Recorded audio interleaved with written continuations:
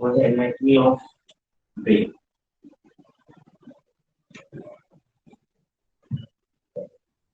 सबसे पहले मैंने आपको पिछले लेक्चर में बताया भी था कि ब्रेन हमारे बॉडी का एक वाइटल ऑर्गन है। जैसा कि आपने कहा था कि हमारे बॉडी का सिर्फ और सिर्फ एक वाइटल ऑर्गन है जिसे ब्रेन कहते हैं।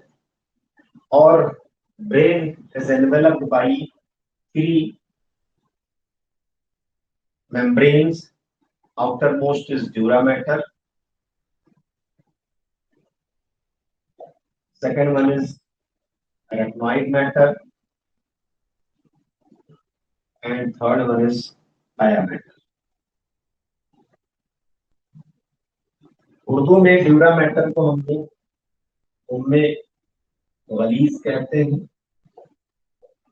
एराक्नॉइड मैटर को उनमें कबूतिया कहते हैं, और पाया मैटर को उनमें दिमाग या उनमें रकीक कहते हैं।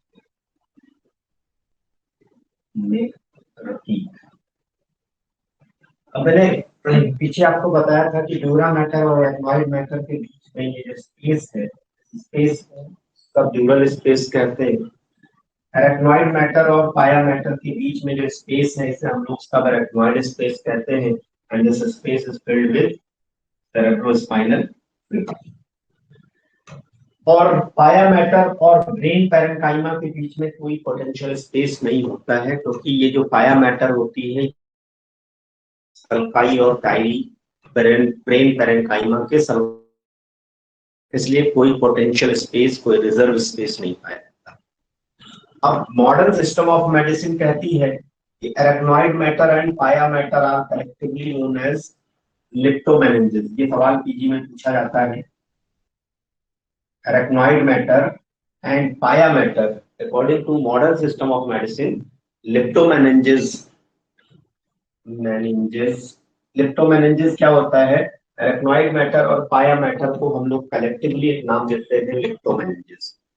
लेकिन यूनानी सिस्टम ऑफ मेडिसिन कहता है कि ड्यूरा मैटर और पाया मैटर यानी उनमें वलीज और उनमें रकीक को मजमूई तौर पर उम्मीन है।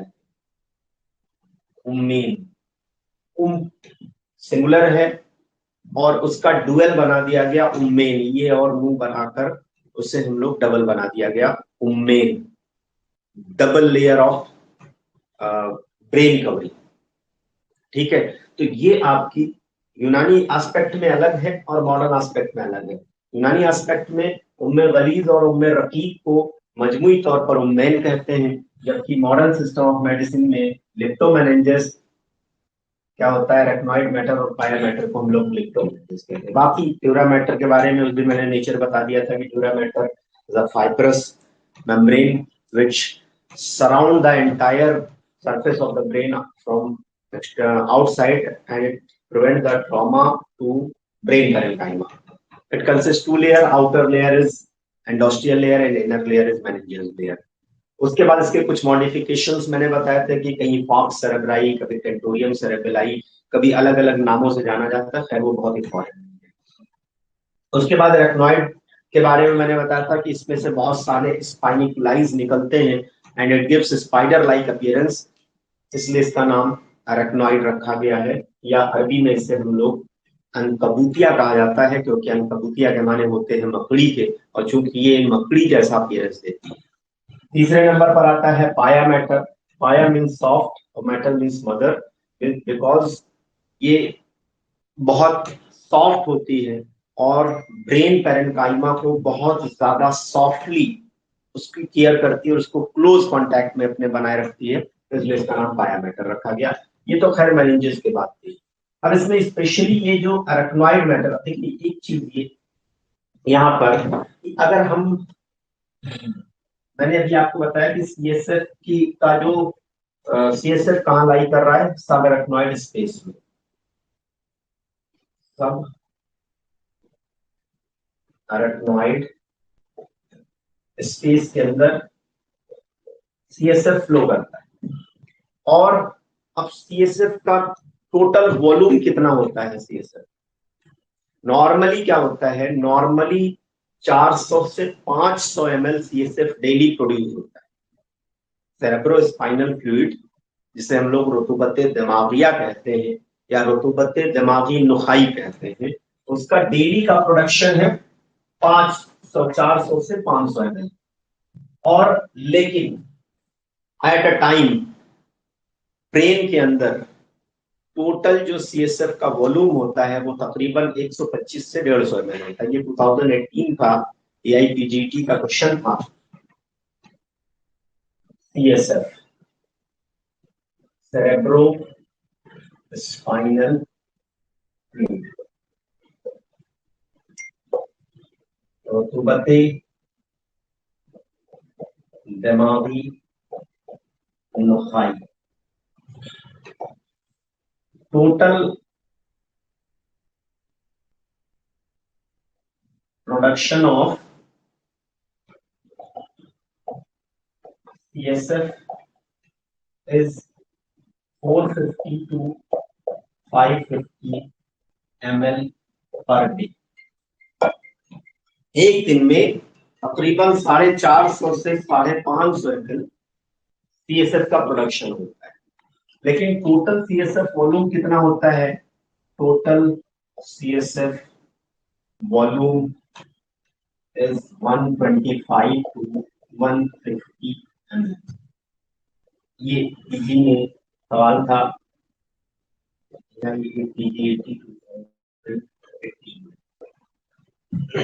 टोटल CSF का प्रोडक्शन 450 से 550 ml। अब 450 ml का प्रोडक्शन है, और लेकिन ब्रेन के अंदर जो ब्रेन के कैविटीज है, जो कि कैविटीज ऑफ द ब्रेन, अभी एक टॉपिक आएगा कैविटीज ऑफ ब्रेन। अब ब्रेन की कैविटीज कौन कौन सी हैं? दरअसल में जो ब्रेन के अंदर जो कैविटीज होती हैं उन्हें हम लोग वेंट्रिकल्स के नाम से जानते हैं। और ब्रेन के जितने पार्ट हैं, हर एक पार्ट के लिए अलग अलग कैविटीज, हर एक पार्ट ब्रेन के हर एक पार्ट की अलग अलग कैविटीज होती हैं।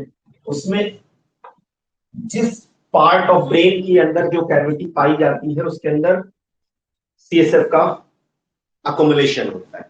अब चूंकि कैविटीज ऑफ ब्रेन के अंदर CSF का अकोमुलेशन हो रहा है, तो जितना CSF हमारा सेरेब्रोस्पाइनल फ्लूइड जितना ब्रेन की कैविटीज के अंदर अकोमुलेट होता है वही उसका वॉल्यूम कहलाता है।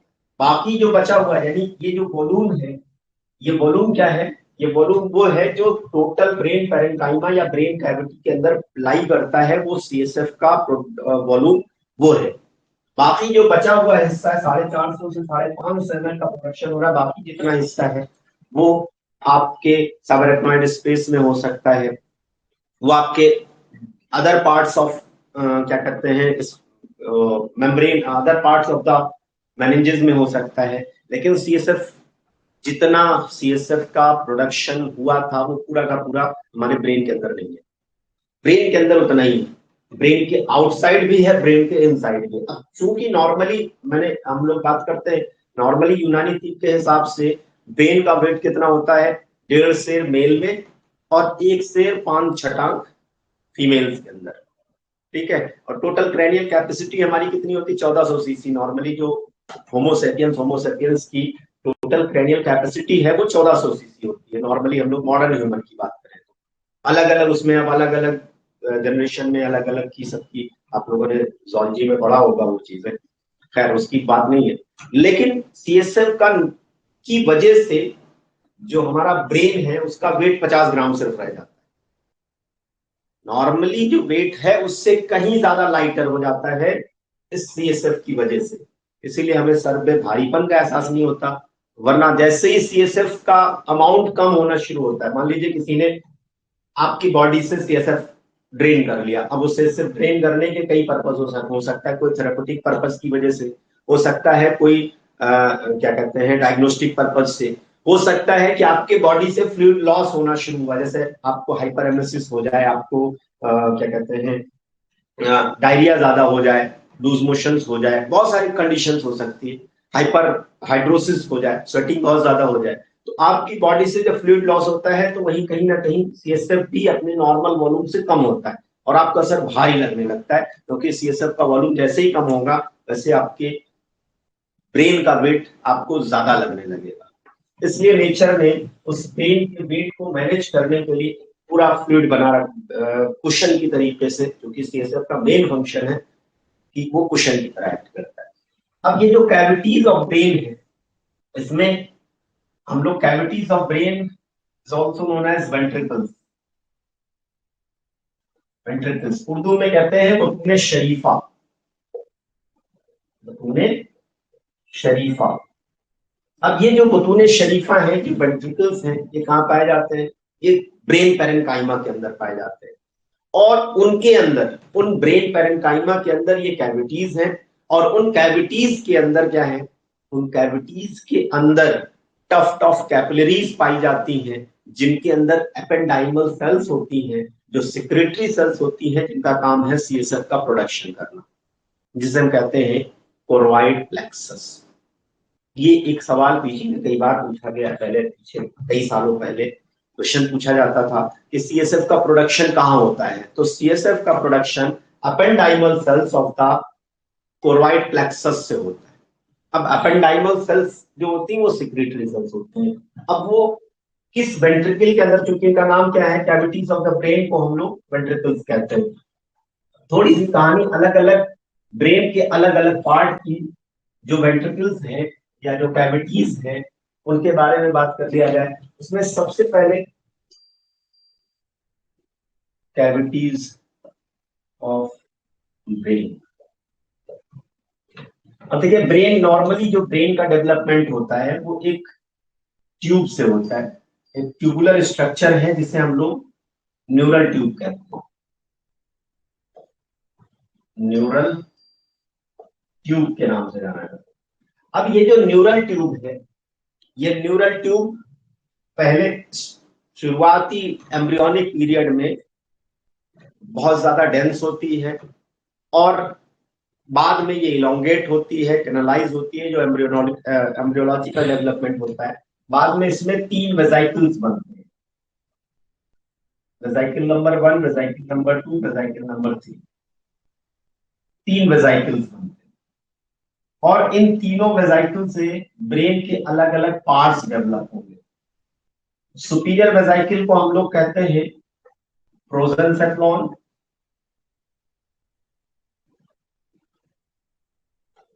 मिडिल वेसिकल को हम लोग कहते हैं माइनसेफ्लॉन,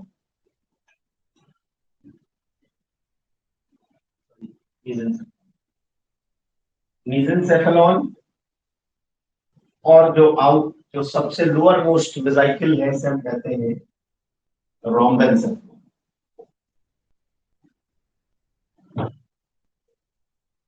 रोम्बेनसेफ्लॉन, ये आपका 3 पार्ट है ब्रेन के। अब इसमें जो प्रोजेंसेफ्लॉन है, प्रोजेंसेफ्लॉन फर्दर 2 पार्ट में डिवाइड होता है। एक का नाम है टेलेंसेफ्लॉन, और दूसरे का नाम है डायंसेफ्लॉन। टेलेंसेफ्लॉन से सेरेब्रल कॉर्टेक्स डेवलप होता है, सेरेब्रल कॉर्टेक्स, और डायंसेफ्लॉन से आपके जितने भी वाइट मैटर वाले स्ट्रक्चर्स हैं, चाहे वो आपका थैलमस हो, हाइपोथैलमस हो, एपिथैलमस हो, मेटाथैलमस हो, सबथैलमस हो, ये सारे के सारे स्ट्रक्चर डायंसेफ्लॉन से।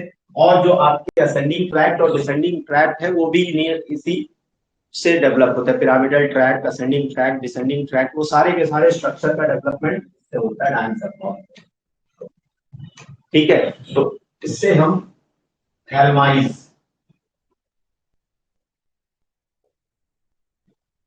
उसके बाद आता है मीजेंसेफ्लॉन, जो कि फ्यूचर में मिड ब्रेन बनाएगा।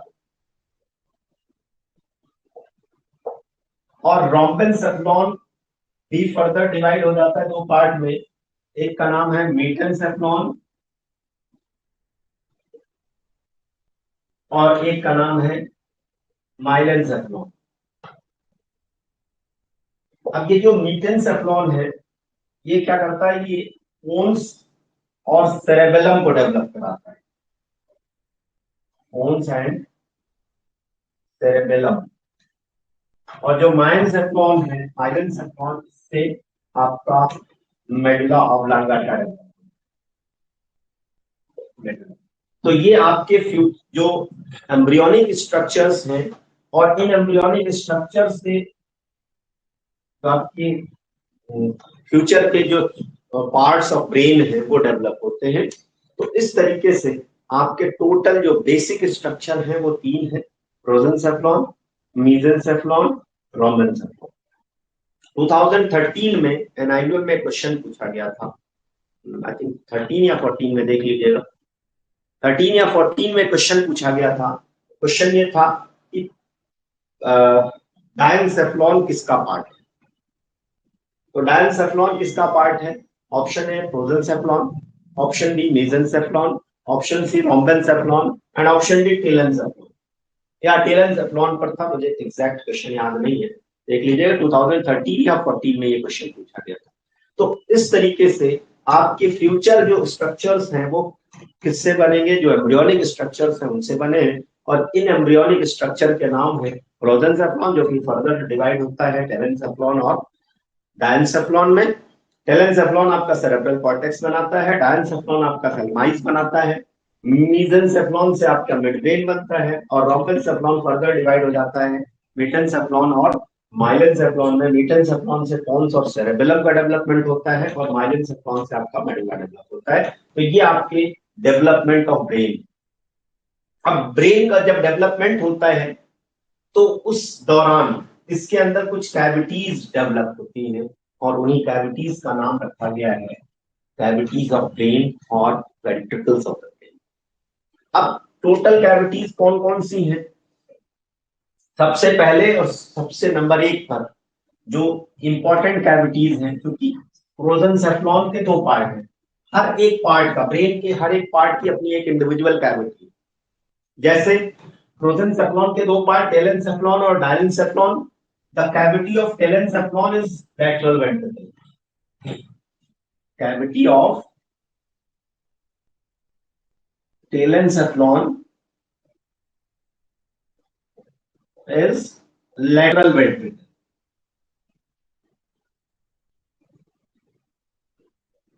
उसके बाद डायनेसेफ्लॉन, द कैविटी ऑफ डायनेसेफ्लॉन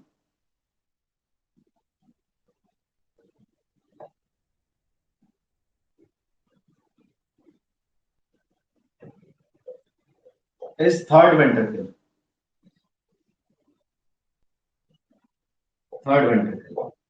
उसके बाद आता है mesencephalon, the cavity of मेसेंसेफ्लॉन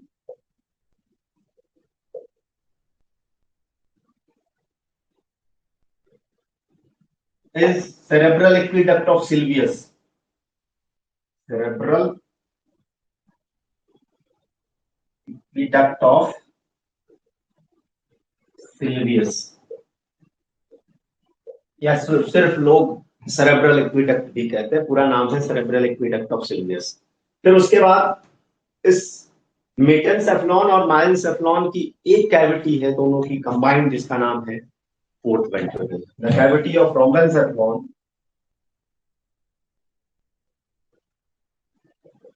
cavity of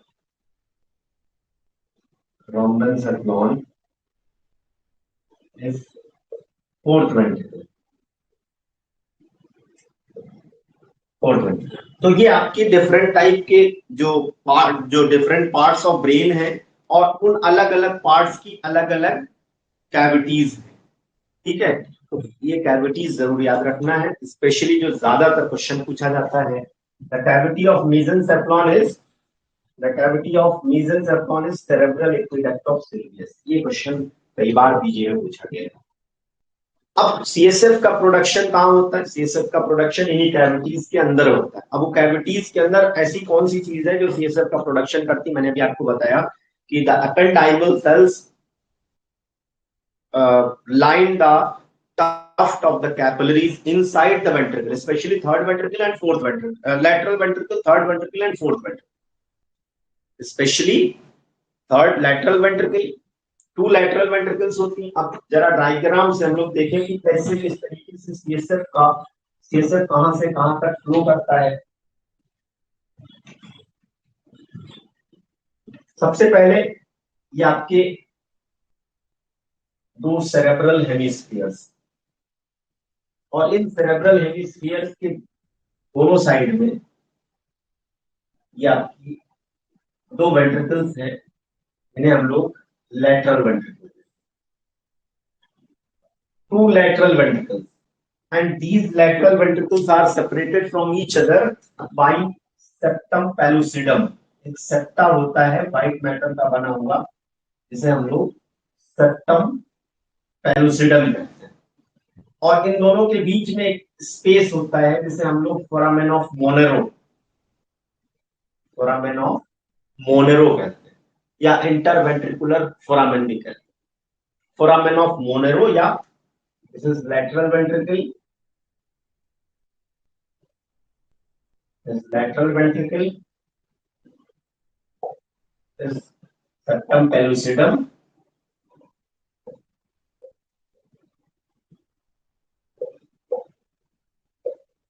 is interventricular foramen या foramen of Monero, interventricular foramen और foramen of Monero। उसके बाद इसी के जस्ट नीचे आपकी एक और वेंट्रिकल होती है, और उस वेंट्रिकल का नाम है third ventricle, third ventricle.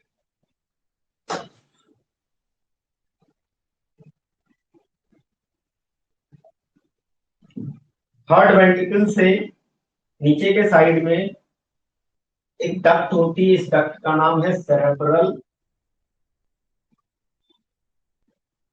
एक्वीडक्ट of Silvius.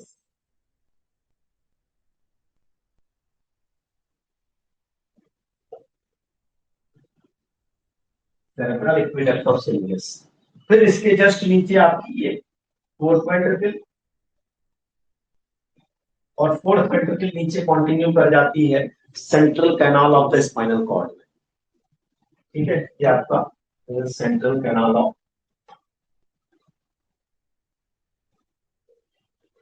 Spinal, this fourth.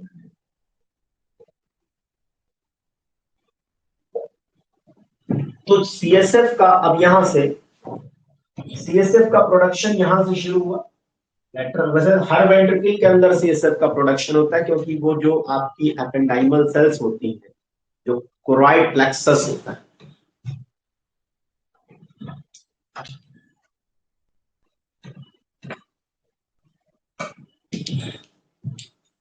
ये आपकी कोरॉइड प्लेक्सस है,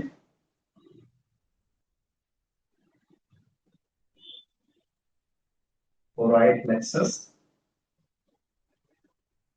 यहाँ पर भी फोर्थ वेंट्रिकल में भी कोरॉइड प्लेक्सस, और कोरॉइड प्लेक्सस के ऊपर एपेंडाइमल सेल्स पाई जाती हैं जो सेक्रेटरी सेल्स होती हैं।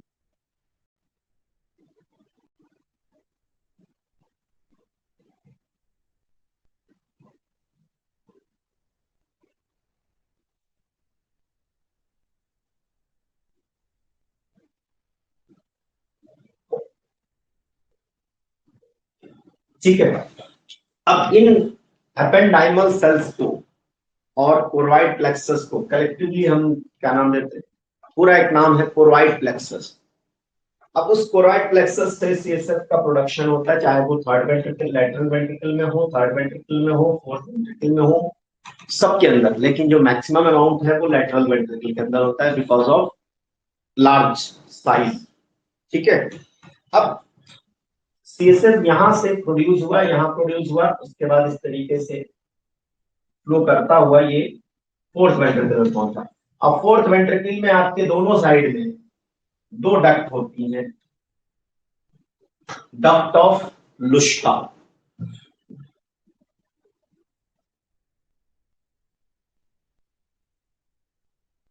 duct of Lushka, two lateral duct, duct of Lushka, and one medial duct, एक बीच में पाई जाती है जिसे हम लोग डक्ट ऑफ मेजेंडी के नाम से जानते हैं। एक मेडियन डक्ट होती है जिसे हम लोग डक्ट ऑफ मेजेंडी कहते हैं। तो इस तरीके से सीएसएफ का प्रोडक्शन कहाँ हो रहा है और सीएसएफ कहाँ से लेकर कहाँ तक फ्लो कर रहा है, ये पूरा का पूरा एरिया जो है आपका अलग अलग रीजन से, अलग अलग तरीके से, अलग अलग पार्ट से सीएसएफ का प्रोडक्शन हो रहा है। तो CSF is produced by choroid plexus of the third ventricle, lateral ventricle, third ventricle and fourth ventricle. The total amount of CSF per day 400, 450 से 550 ml। लेकिन जो वॉल्यूम अगर पूछा जाए तो वॉल्यूम आपको बताना है 125 ml से लेकर 150 ml, 125 ml टू 150 ml। इसका मतलब बाकी जो सीएसएफ है वो आपके इन कैविटीज के आउटसाइड पाया जाता है। तो इसलिए 15 या 45 150 ml अगर मान ले at a time 150 ml volume अगर सीएसएफ का होता है तो 150 को हम मल्टीप्लाई करें तो 3 बार, यानी कि पर डे सीएसएफ का जो रोटेशन है वो 3 to 4 टाइम हुआ करता है। टोटल जो सीएसएफ का रोटेशन है वो 3 to 4 टाइम हुआ करता है, यानी कैविटीज के अंदर से लेकर कैविटीज के बाहर तक ये रोटेट होता है। अब इसमें सारे डक्ट आपको पता है कौन सा डक्ट कहाँ पाया जाता है, कौन सा वेंट्रिकल कहाँ पाए जाते हैं, कैविटीज कौन सी किसकी है, टेरेंसेफ्लॉन की कैविटी कौन सी है, डायंसेफ्लॉन की कैविटीज कौन सी है, मेसेंसेफ्लॉन की कैविटीज कौन सी है और रोमेनसेफ्लॉन की कैविटीज कौन सी है। ये आपके अलग अलग पार्ट्स हैं, अलग अलग कैविटीज। अब चूंकि टोटल ये था आपका सीएसएफ के बारे में, सीएसएफ का प्रोडक्शन और उसका फ्लो और उसका। अब एब्जॉर्प्शन की अगर हम बात करें, इसमें एक चीज और आती है कि सीएसएफ का एब्जॉर्प्शन का हो। सीएसएफ जाहिर सी बात है कि डेली प्रोडक्शन हो रहा है तो कहीं ना कहीं उसका एब्जॉर्प्शन भी होता है, लेकिन जो सबसे ज्यादा एब्जॉर्प्शन होता है वो मैंने अभी पीछे जगह बताई थी जिसका नाम था dural venous sinuses. Dural venous sinuses जिसमें मैंने 2-3 कुछ पेयर्ड और कुछ अनपेयर्ड साइनसेस बताए थे। इसमें एक पेयर्ड साइनस का मैंने तस्करा किया था, वो था क्या कहते हैं, कैवर्नस साइनस। तो जो सीएसएफ है इसका maximum portion, the main site of absorption of the CSF is सब ड्यूरल वेनस साइनसेस। सब ड्यूरल वेनस साइनसेस के अंदर ये एब्जॉर्ब होता है, मेन साइट उसकी वही। सेकेंड कॉमन साइट इसकी जो है वो जो पेरी न्यूरल लिम्फेटिक्स होते हैं वहां एब्जॉर्ब होता है। तो कभी कभी एब्जॉर्प्शन पर भी सवाल पूछा जा सकता है।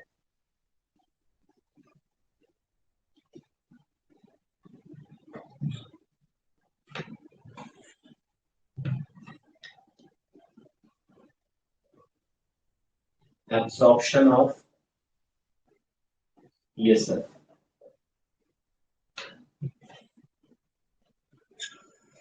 ठीक है, the main site of the main site of ये sir absorption is chorionic villi of subdural sinuses. Then second common site is perineural lymphatics. Perineural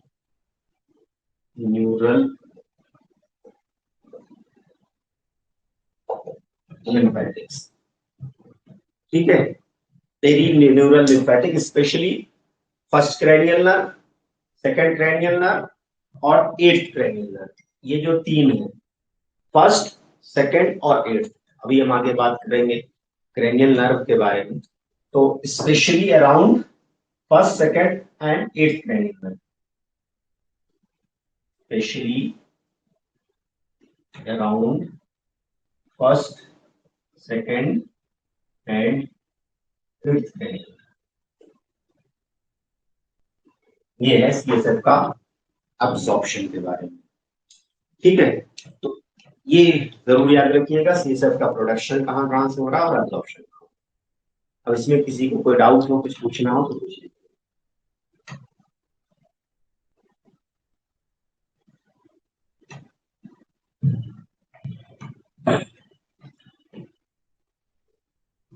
इसमें किसी को कोई डाउट हो, कुछ पूछना हो।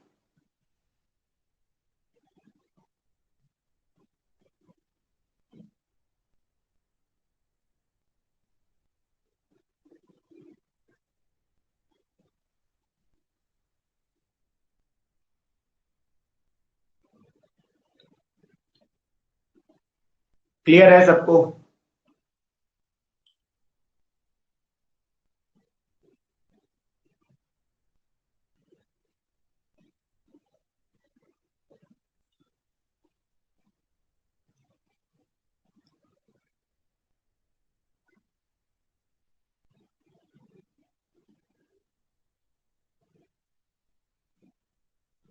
देखिए ठीक है भाई, मैं बताता हूं आपको।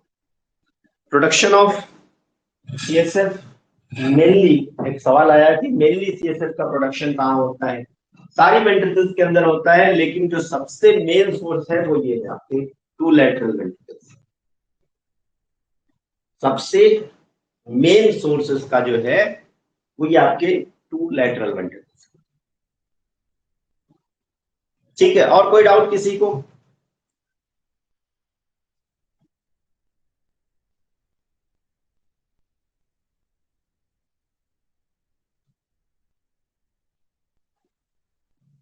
नहीं, चलिए।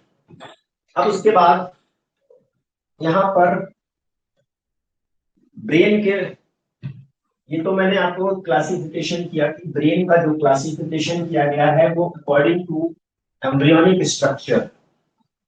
According to embryonic structure brain को हम तीन पार्ट में डिवाइड करते हैं। नंबर एक, प्रोजेंसेफ्लॉन, मेसेंसेफ्लॉन और रोमेंसेफ्लॉन। लेकिन अगर हम मॉडर्न सिस्टम ऑफ मेडिसिन के अकॉर्डिंग, सॉरी क्या कहते हैं, पोस्ट एम्ब्रियोनिक स्ट्रक्चर के अकॉर्डिंग अगर हम ब्रेन का क्लासिफिकेशन करें तो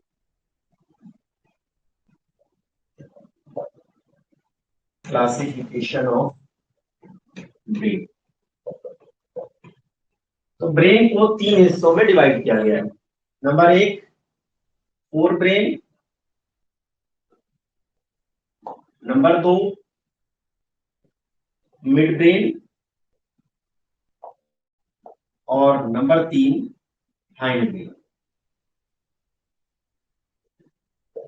उर्दू में कहा जाता है कि मुकद्दम दिमाग,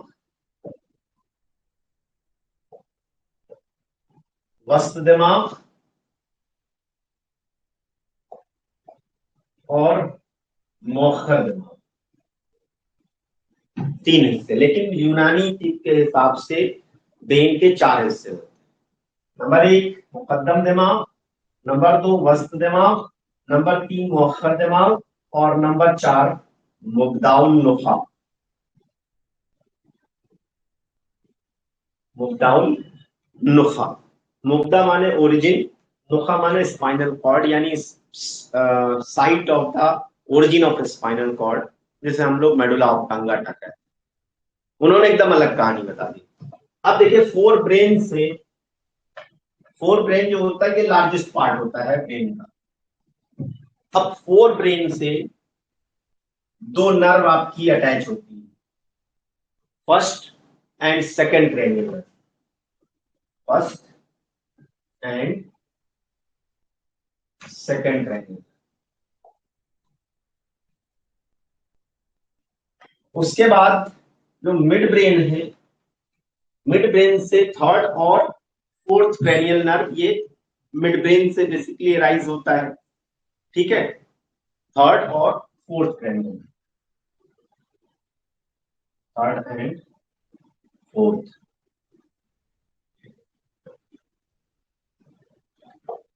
क्रेनियल नर्व। उसके बाद आपका हाइंड ब्रेन के दो पार्ट हो जाते हैं, एक है पोन्स और दूसरा है आपका मेडुला। पोन्स से फोर्थ के बाद fifth, six, seventh, eight.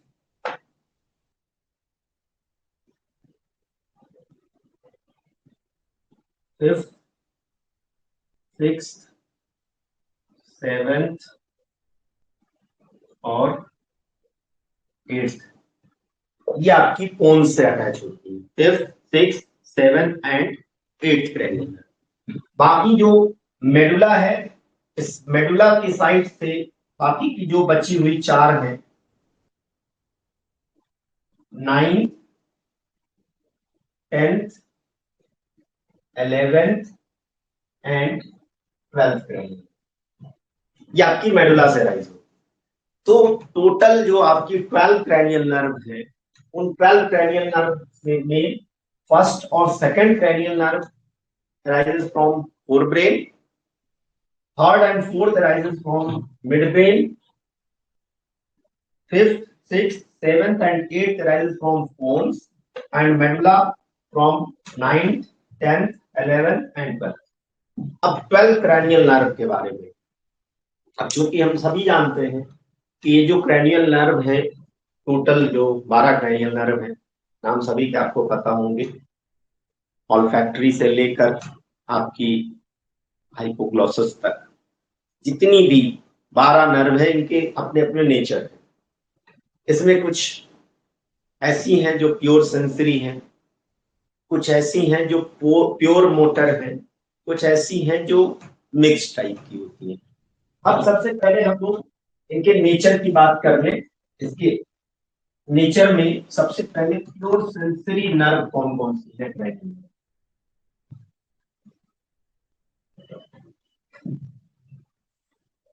Pure sensory,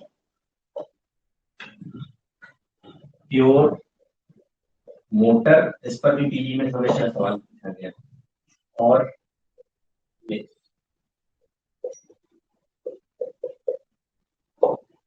सबसे पहले प्योर सेंसरी में 3 नर्व हैं जो प्योर सेंसरी है, नंबर 1, नंबर 2 और नंबर 8, यानी ऑल्फैक्टरी, ऑप्टिक और आपकी vestibulocochlear. First cranial nerve olfactory, second cranial nerve optic and eighth cranial nerve that is vestibulocochlear।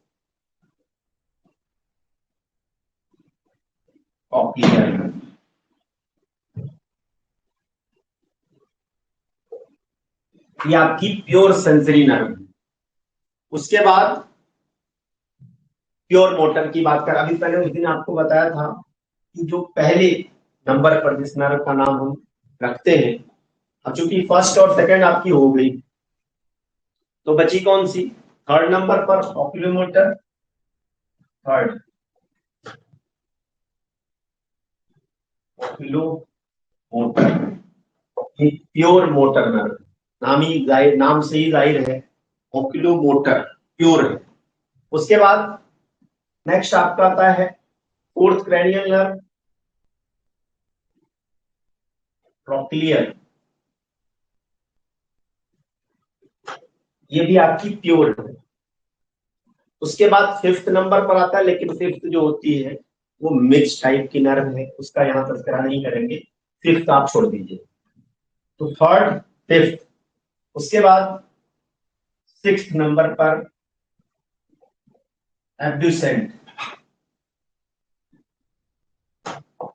Sixth आपकी हो गई, ये भी प्योर मोटर होती है।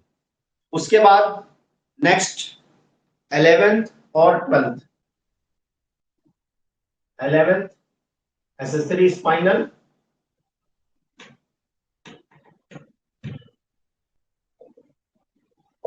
और 12th नंबर पर आपकी हाइपोग्लॉसस।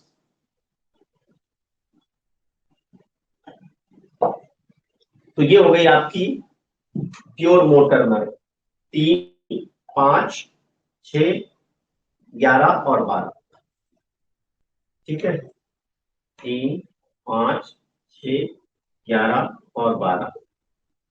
अब बची जो 1, 2, 3, 4, 5, 6, 7, 8, अब बची हुई 4 नर्व जो है वो मिक्स है। अब 4 में कौन कौन सी है? 5th नंबर पर ट्राइजेमाइनल, उसके बाद 6 के बाद 7th, 8th, 9th, 10th, 7th, 8th, 9th और 7th facial, 8th ग्लॉसोफेरिंजियल,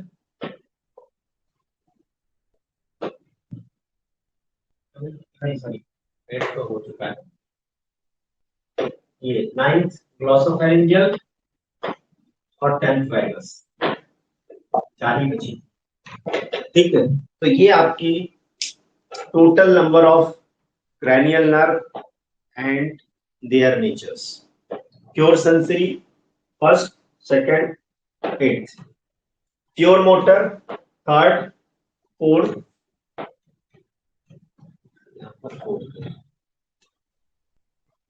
third, fourth, 6th, 11th और 12th. Third, fourth, 6th, 11th and 12th. ठीक है, उसके बाद नेक्स्ट जो बची हुई तो 4, 5, 4, 9, 9, 3, 12 total number of cranial nerve और उसके नेचर की बात। सही है भाई?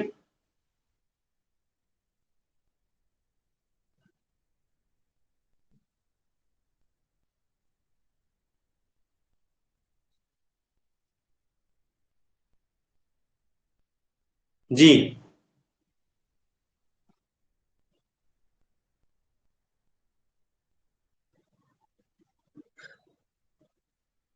5th मोटर में भी लिखा है।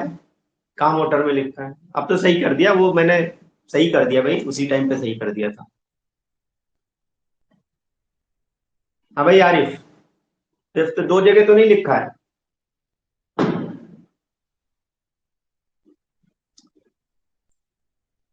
मोटर में तो 5th है ही नहीं, कहाँ मोटर में मैंने लिखा है भाई 5th?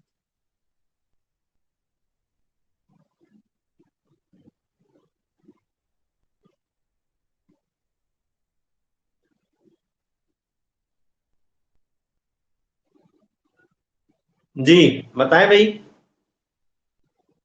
अब ठीक है। हाँ वो थोड़ा सा, हाँ वो नंबर मैंने यहाँ जब लिखा था तब लिख दिया था गलती से, 6th को 5th लिख दिया था, बाकी सब वही है। तो प्योर सेंसरी, प्योर मोटर और नेक्स्ट टाइप की, तो ये आपको याद रखना है। कई बार पीजी में इस पर सवाल पूछा गया है, प्योर मोटर नर्व कौन सी है, प्योर सेंसरी कौन सी है, मिक्स्ड कौन सी है। अब एक सवाल ये उठता है कि स्मॉलेस्ट क्रैनियल नर्व कौन सी है? स्मॉलेस्ट क्रैनियल नर्व कौन सी? एक नर्व है जिसका नाम है ट्रॉपिलियर, किस नंबर पे है? 4th नंबर पे। ठीक है, ये स्मॉलेस्ट क्रैनियल नर्व, ये पीजी में सवाल पूछा गया है। Smallest cranial nerve trochlear. ठीक है, आप लोग आमतौर पर ईसीजी में पढ़ते हैं ना एसटी सेगमेंट, तो एस से स्मॉलेस्ट, टी से ट्रॉपिलियर। उसके बाद लार्जेस्ट क्रैनियल नर्व कौन सी है? कुछ लोग कह देते हैं लार्जेस्ट क्रैनियल नर्व जो होती है वो वैगस होती है। लार्जेस्ट बात अलग है, लॉन्गेस्ट अलग है। लार्जेस्ट क्रैनियल नर्व 4th के जस्ट बाद 5th number, trigeminal largest cranial.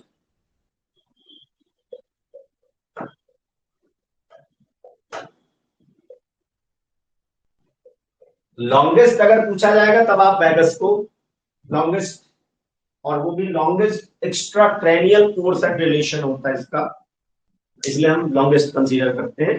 तो largest cranial nerve is trigeminal, ठीक है। लेकिन अब जैसा कि मैंने अभी आपको बताया कि लॉन्गेस्ट में दो टर्म आते हैं। एक सवाल अगर पूछा जाए कि longest intracranial course and relation किस नर्व का होता है और longest extra cranial course and relation किसका होता है, तो जब आपसे इस तरीके के दो पॉइंट बनाए जा सकते हैं, longest intracranial course and relation and longest extra cranial course and relation किसका होता है, तो इसमें एक जो intracranial longest intracranial course longest intracranial course and relation किसका होता है, वो होता है sixth cranial nerve, that is abducent.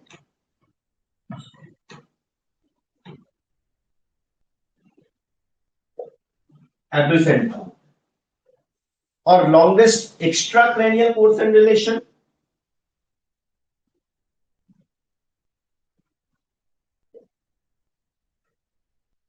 Extra cranial course and relation vagus का होता है।